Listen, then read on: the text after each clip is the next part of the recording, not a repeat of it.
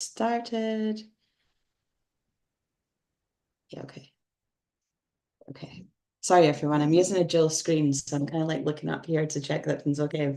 Um, well, first of all, thank you so much for having me. Thanks to the organisers, for Will and the whole team, for inviting me to be a keynote. I think this is something of a little tradition at Glasgow. I think that the newest member of the Centre for Fantasy and the Fantastic gives a keynote at GIFcon. So I'm just so delighted to be here and to be part of that tradition. As some of you know, I joined Glasgow last August, so I haven't been here that long, but it's just been amazing to do this work in the context of the Centre for Fantasy again. So yeah, I'm just really happy that I get to share my work with you, and I'll be so interested to hear if you've got any comments afterwards. I'm not going to look at the chat during the talk because I'm going to find that too distracting.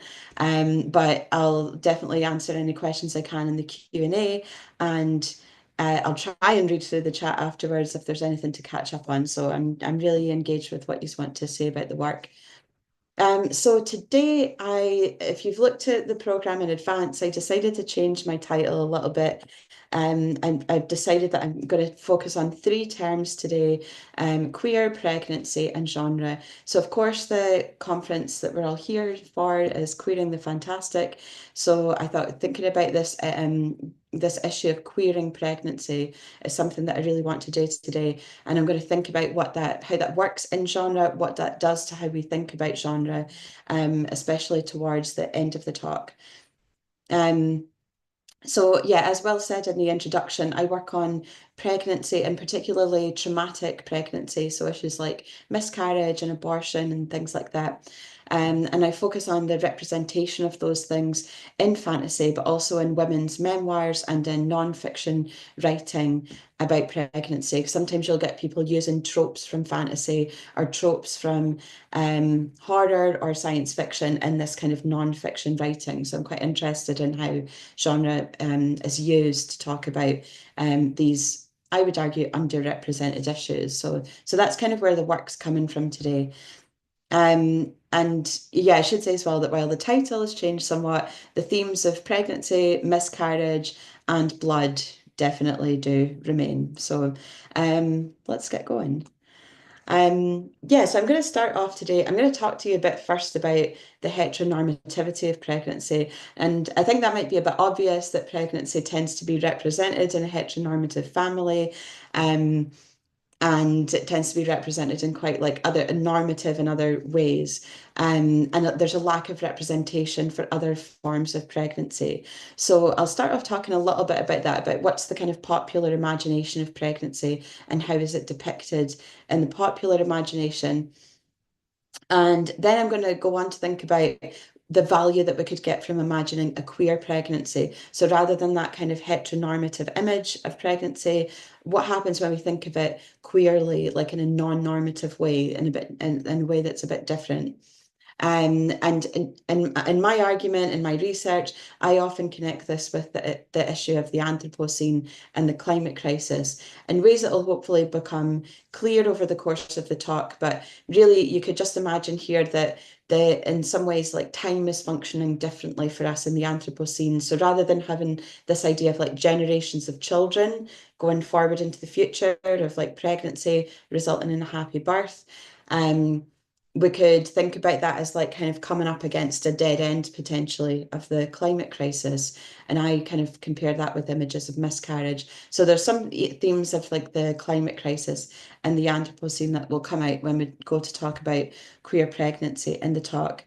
And then finally, the last part of the talk where I really focus on genre, I've named this part genre and but not in crisis. Here I want to talk about how genre like works in these issues of representing trauma and reproduction, and also the crisis of climate change, and what does that do to genre? So some people have suggested that there's ways in which these times of crisis maybe put genre into a kind of crisis itself. I'm kind of leaning more towards thinking that genre is actually really helpful for us in these situations. It's a really good toolbox for us to draw upon in a time of crisis, but maybe just in different ways. So again, hopefully this will become clear when we get there, but I'll definitely be interested to hear all of your thoughts on this as we go on. So an alternative way of mapping this talk might also be through thinking about three key texts that I'll touch on as we go through the talk. So I'm going to start by talking to you a bit about Arrival, the Denis Villeneuve film, and the short story, Ted Chiang's Story of Your Life that the film is based on. And I'll do that to talk to you a bit about how we might start to imagine a queer pregnancy.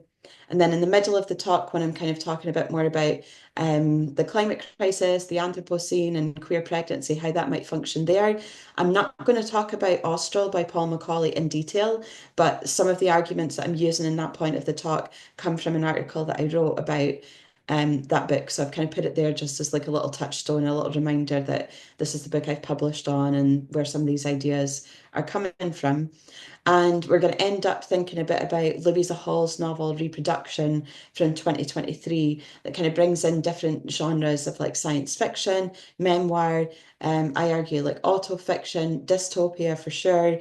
It's kind of almost like literary criticism in a novel form. So we'll look at that towards the end when we come to think about genre and how genre might be working with these different themes that I'm talking about today. So hopefully that all make some kind of sense. And let's get going with our first thinking about pregnancy as it's popularly imagined, the heteronormativity of pregnancy and the normalization of pregnancy. How is pregnancy normally depicted for us? And to do that, I've done this a few times in talks, and I think it works quite well. I decided just to do a Google image search just for pregnancy, I think it was. So this is the kind of images that Google would bring up if you do an image search for pregnancy. Now, I should say at this point that the algorithm may be different for me. Maybe I'm particularly dull in my internet habits and I get particularly basic results as a result of that. So yeah, feel free to do your own search and see if anybody else gets anything more interesting than I do when you do this exercise. Um, it is, I have been at talks where somebody got something really cool. It's like a cowboy pregnant woman with her bump out. Anyway, yeah, you can, I don't know, post them in your Discord or in the chat if you do find something cool. But this is just the first few results that I get. So, and I think it is quite helpful for us for thinking through, well, what is pregnancy? How is it normally and popularly envisioned? So, yeah, so we can see here like pregnancy, it's quite heteronormative. And the images that we see here, I would say, are quite pretty like well represent pretty representative of the kinds of images that you'll get in popular reporting about pregnancy and in pregnancy manuals, your kind of what to expect when you're expecting and things like that. Like these are quite normal images that you would expect to see. So let's think, what do these images tell us about pregnancy and it's kind of the normal way it's thought about in the popular imagination? Well, the first thing that I notice really is like these headless women. Um, and like I would argue it's kind of dehumanizing having the headless women. It kind of seems somewhat suspect. But you could, to be charitable, argue that there's an impulse here that these images are trying to be universalizing. Maybe they're trying to appeal to whoever the viewer is, like you can put yourself into the image because there's no face. Maybe that's like a positive reason for representing pregnancy in this way, which I would be somewhat sympathetic to. But then there's an implication there then that pregnancy itself might be some kind of a universal experience. Like people have always gotten pregnant, people will always get pregnant, nothing about it ever changes. There's like a way that flattens out the like kind of cultural and historical contingency of pregnancy that is very, very important. So I think that there's a lot of issues there with this kind of like headlessness in reporting. I also think that when we look at these images, we see a bit of infantilization of women. And what I mean by that is like you'll see the kind of pastel colors, pinks and blues. So these kind of like colors and like clothing and even the style, like some of these women are in pajamas, like they're often associated more with the babies the women will be having. Like you might put the baby in like a little pink or blue outfit, again, very heteronormative. Um, and the women themselves are being dressed in this way that's kind of like reminiscent of the baby that they're going to have. So there's a kind of like blurring of the line here between the pregnant women and the baby that results in a kind of infantilization here. Um, And that's a problem for me because that kind of like it's really what was the word that we use here to be like I was gonna say whitewashing, but I don't want to mix my metaphors too much. It's really hiding the fact that pregnancy is like a serious and difficult business and one that people are approaching like with some trepidation potentially. I think it's kind of making out like, oh, this is such like a cutesy process in ways that may or may not be helpful. And we'll talk about that more in a moment, I think. So yeah, and then the other thing that we see here quite regularly is that there's this linear development represented in these images of the fetus and its growth. So there's an implication here that there's like a kind of a conveyor belt approach to pregnancy where you start off, you get pregnant, you conceive, and then you get bigger and bigger and bigger, and then baby comes out. So there's like a real, like I'm saying, like I think of it as the conveyor belt approach to pregnancy, that like we're on this pathway and it's predictable. We know how it's going to go. We know where it begins. We know where it ends. And there's like a linear kind of pattern of progress here that defines the journey of pregnancy. I would kind of compare some of these images of the fetus growing to maybe this famous image of like the ascent of man, like, you know, kind of Darwin's idea that we're kind of like, that we evolve and we see the different stages of evolution in this one image. The like the kind of inadvertent implication being that we, modern man, are the height and the end point and the goal of this process of evolution, when in actual fact, obviously, that's not the case. We're still subject to evolution. We're still within flux. But this image of the ascent of man kind of implies that like we are the pinnacle. So when we're thinking about so that this I would say is like the heteronormative teleological image of pregnancy. It's defined by this progress, the familiarity, this assumption that everything's always the same, universal, not historically contingent. This is the kind of imagery that I'm thinking about when I'm talking about how pregnancy is heteronormative. And when I'm thinking about a queer pregnancy, which is what we're about to start thinking about now, I was like focused on the quotation that was used in the CFP. So thank you for the organizers again for like clearly laying this out for us. The point of convergence for a potentially infinite number of non-normative subject positions is what we're thinking about here in terms of queerness. So not just a matter of sexuality, but also a matter of like non-normativity. So we can really think of queerness here and queer studies as a place that we can look to for something that can be really generative in helping us think past these images and thinking about something that might be more useful. And I should say here before I get into like theoretical things, you know, beyond anything else, I'm thinking of this as partly an issue of representation. So of like how do people feel if they don't kind of experience this normative pregnancy process? How do they feel when they're excluded from representation in this way? So in some ways, like this is quite a common concern that we're used to hearing about in queer studies, like representations of queer characters and things like that. I'm interested in representations of non-normative pregnancies in a similar way, but also for other reasons, as we'll go on to see, that's not my main focus, but I just wanted to point out that this is partly an issue of representation. So where do we go from here? How have I approached this? How do we get past this like normative image of the pregnancy? My inspiration partly came from the amount of people that I knew who would compare their pregnancy experiences to this chest buster scene from Alien. So I wanted to deviate from the conveyor belt model. I wanted to think about how are people actually experiencing pregnancy, and what this was like just an image that kept coming up from other people as well, and then also for me. Um, like I think that it's safe to say that in a pregnancy, whether it goes well or badly, there will be blood. I think body horror, when we're thinking about genre, is like a good place to begin when we're thinking about pregnancy. And I'm thinking about alternative narratives. I'm thinking about ones that deal with the dark side of pregnancy and ones that really as well consider the person who's actually giving birth. So it's not just focused on the baby to come is focused on the pregnancy and the process of the pregnancy that's happening, and the bodily trauma as well. Like whether you want to talk about trauma in the sense of like the original sense of like a physical wound, or trauma in the sense of like a very disturbing experience that might lead to PTSD. I was really interested in thinking about these kind of alternative approaches. So it's not just about the child or the potential child or what's going to happen somewhere down the line. It's about the experience and the bodily experience, particularly, that's happening in the moment.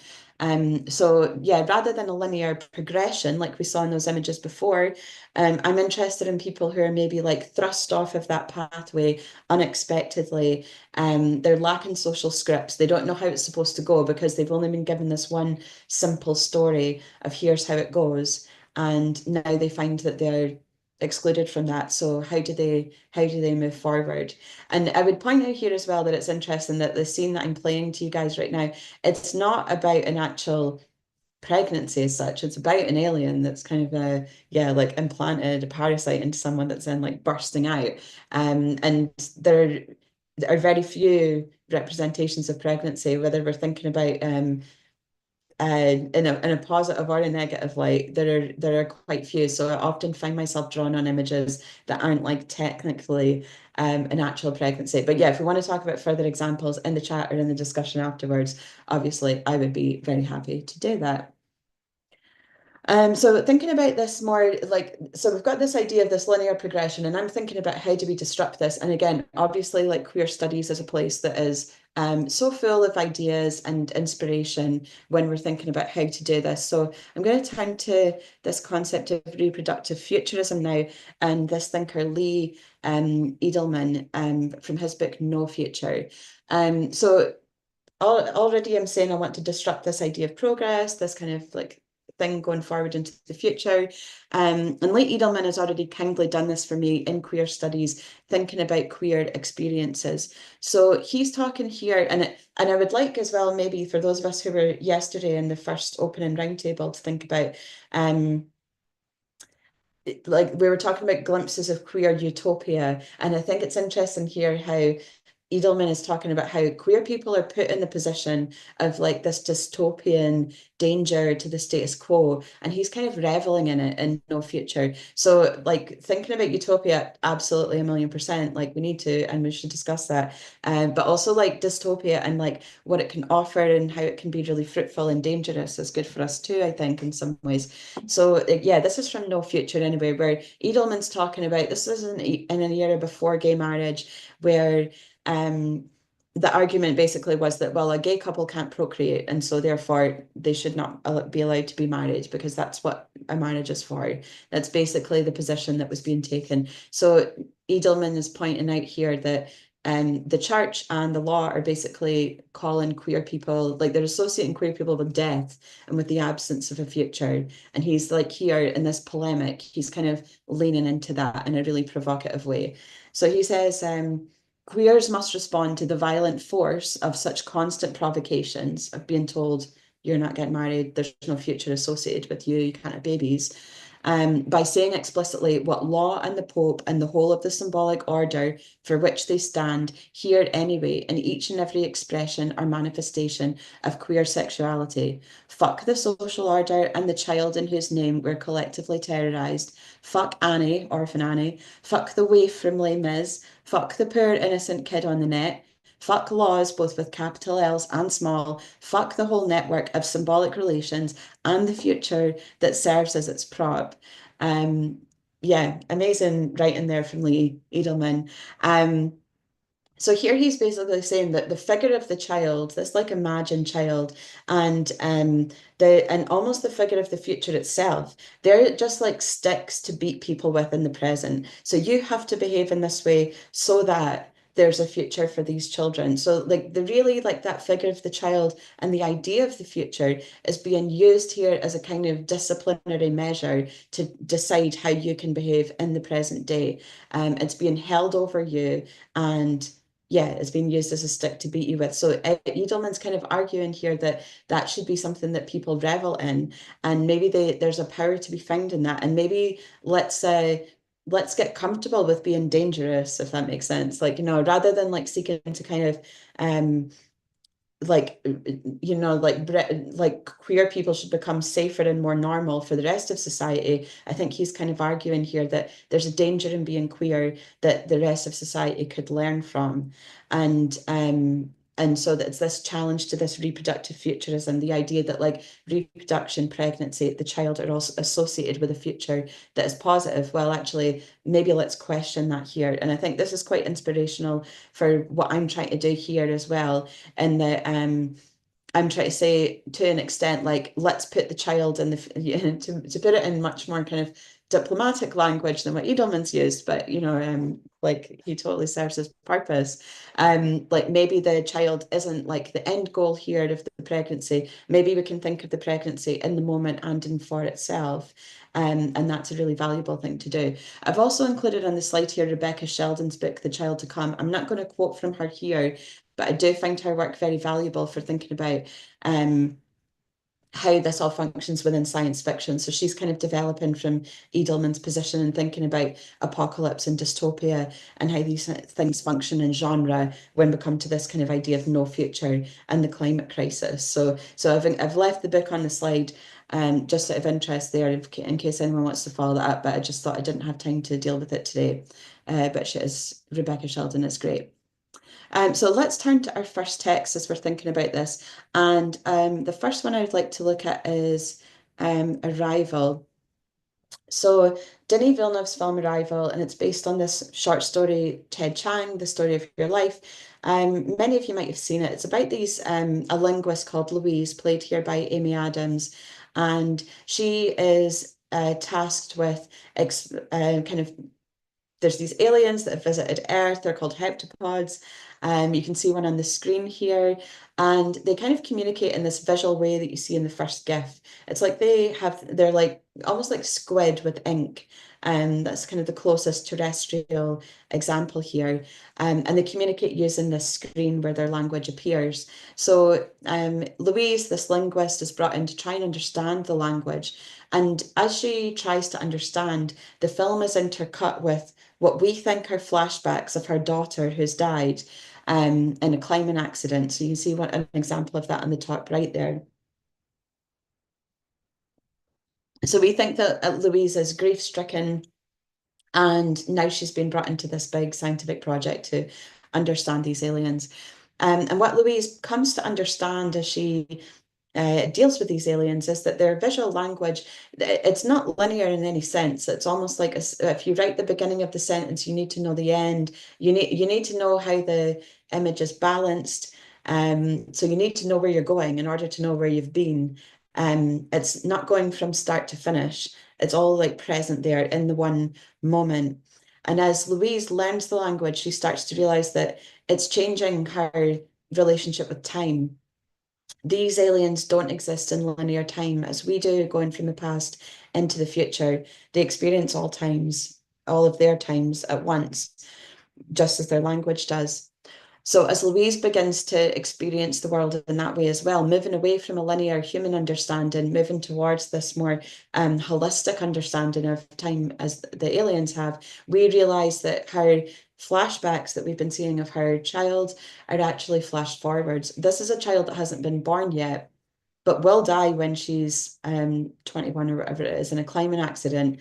And Louise knows what's going to happen as she's choosing to have a baby, as she's pregnant, as she's raising this child. She knows what's going to happen. So the story kind of circulates around this idea of like, how do you know? How do you deal with this when you know that it's not going to end well, basically? And like I've put a quotation on the slide here. Eventually, years from now, I'll be without your father and without you. All I will have left from this moment is the heptapod language. So I pay close attention and know every detail. So there's a sense here of like living in that kind of, it's not really like one moment, but living in this kind of holistic moment and appreciating everything, the good and the bad, the love and the grief. that the story tells and the film tells, I think, like quite amazingly. And this film's been read really well by Heather Latimer as a kind of example of a queer pregnancy. So Latimer writes, Louisa's decision to have Hannah can therefore be read as a queer turn away from the temporal promises usually inherent to choice, promises of an open future made possible by intergenerational reproduction, in that it disrupts this reproductive futurism. While queerness is about gender and sexual identity and practice, it's also about not following certain conventional scripts of family inheritance and child rearing, and is therefore about living outside or alongside the dominant frames of generational identity and life narrative that make up heteronormativity. And these queer modes of temporality are present in Louisa's time-traveling pregnancy.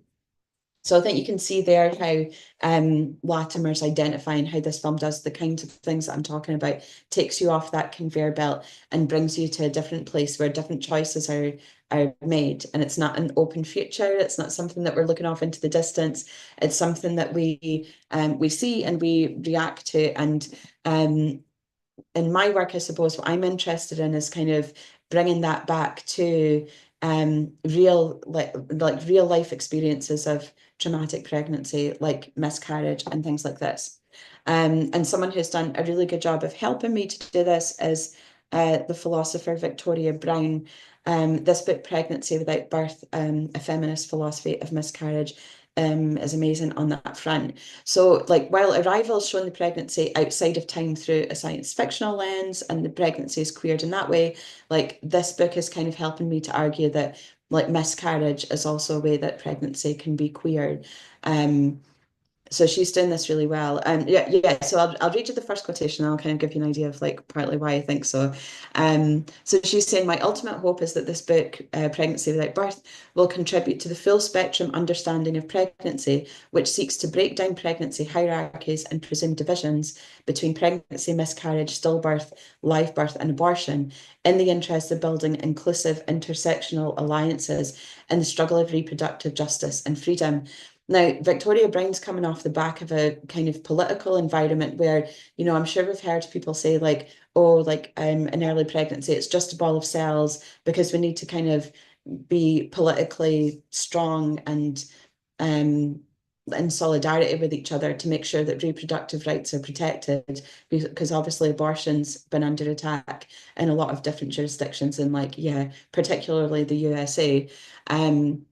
So obviously there's a sense of like needing to build a political alliance by sticking to this line that it's just a ball of cells. But there have been moments in feminism of the last 50 years where this kind of discourse has then meant that women who've suffered miscarriage have felt alienated because obviously they see some personhood in their lost child potentially, if they're feeling grief from that miscarriage. Not everyone does, but some people do. So here Victoria Brown's trying to create solidarity, so that we don't have to have these divisions within the feminist movement, and we can all kind of come on side and like recognize nuance while still being allied really strongly in a political sense. I hope that makes sense what I've said. Obviously, that's kind of touching on like some kind of political issues. I'm happy to talk about that in the Q&A more if you want me to.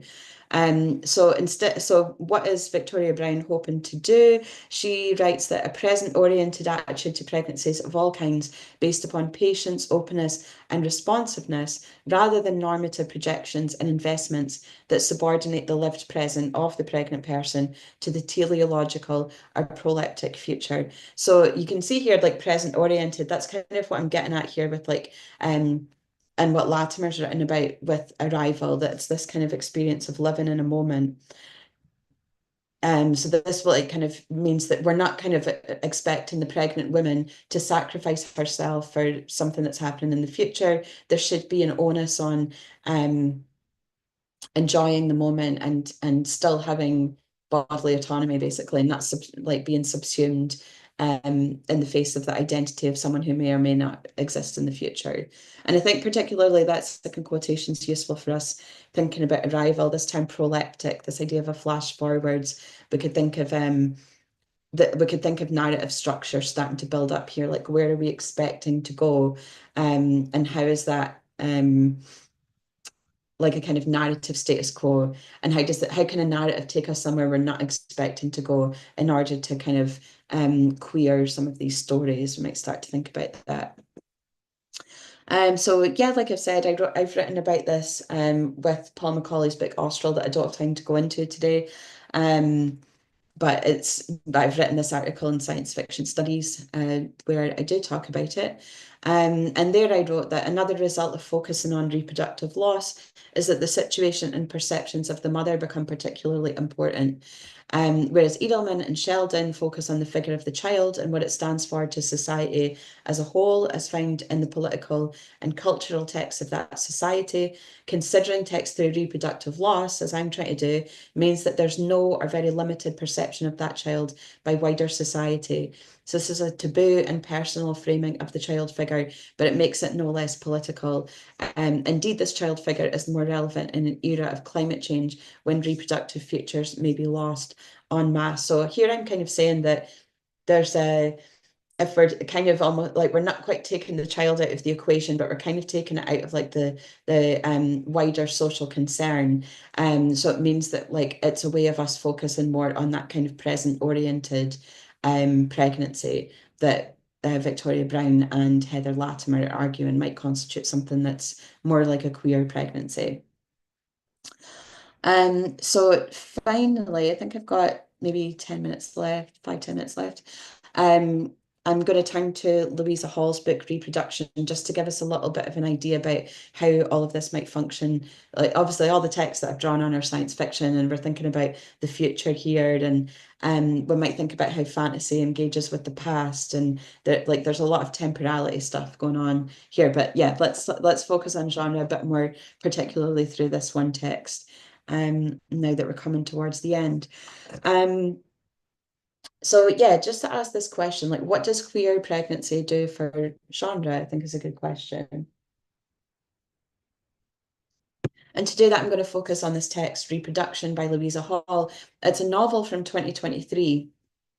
But as you'll see, I've put the contents page up on the slide as well. It's separated into these three quite distinct chapters that do quite different things.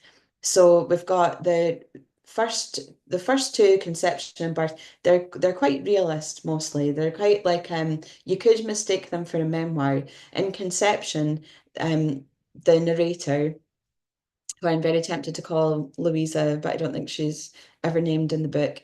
The narrator becomes pregnant, but she suffers from a miscarriage, and we get quite a detailed account of how that happens. In Birth 2019, the narrator gives birth, who's called Anna. And Anna is kind of a modern day Frankenstein. Anna has exhausted all of her efforts to have a child in a kind of heteronormative relationship.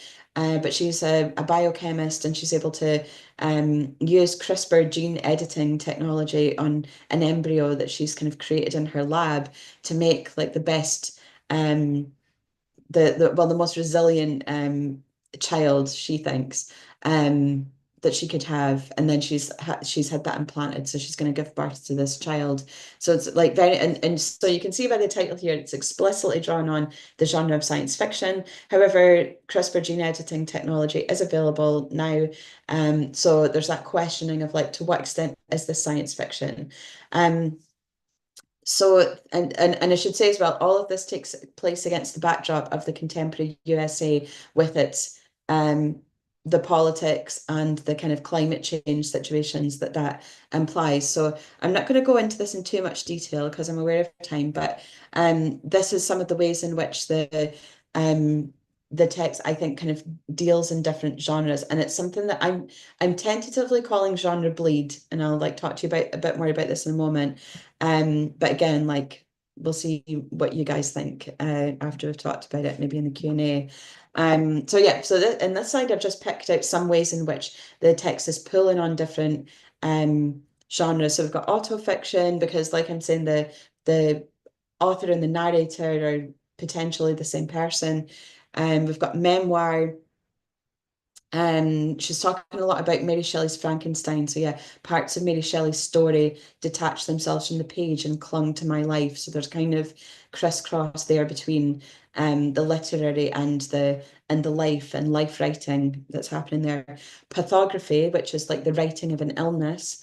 I flew back to Montana for the doctor to perform a D&C, a surgical abortion, for the removal of an embryo that had already died and had not been entirely reabsorbed back into my body. So there's a kind of like a more like cold and technical and medical language used around there that kind of conveys the medical experiences that the narrator's having. Then, of course, science fiction. The more I thought about Anna, the more I realized she was a Frankenstein of sorts, a women Frankenstein of the 21st century. And certainly dystopia. Every day it seemed there was a new mass shooting. Every month the Muslim ban was instated or overturned. And meanwhile, it was clear that the weather was changing. This is the kind of tone that comes through a lot here. So dystopia is really important. And finally, literary criticism I've put because there's so much discussion about Mary Shelley and how she came to write Frankenstein.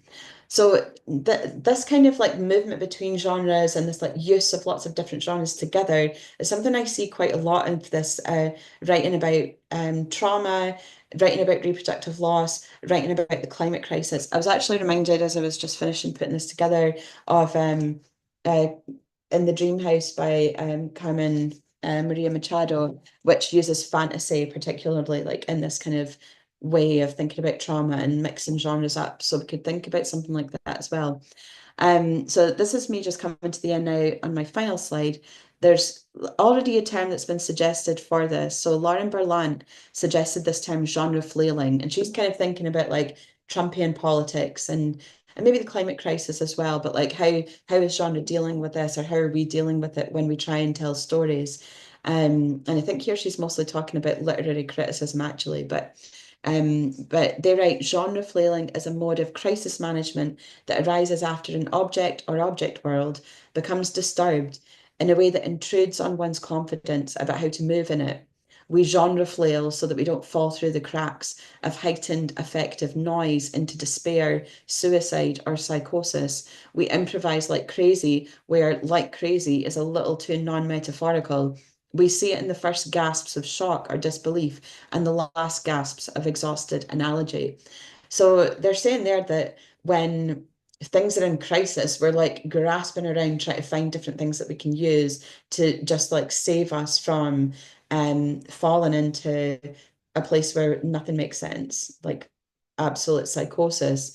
And I'm wondering whether, and this is maybe like the provocation of my talk, I'm finally getting there. This is like the last thing that I'll say.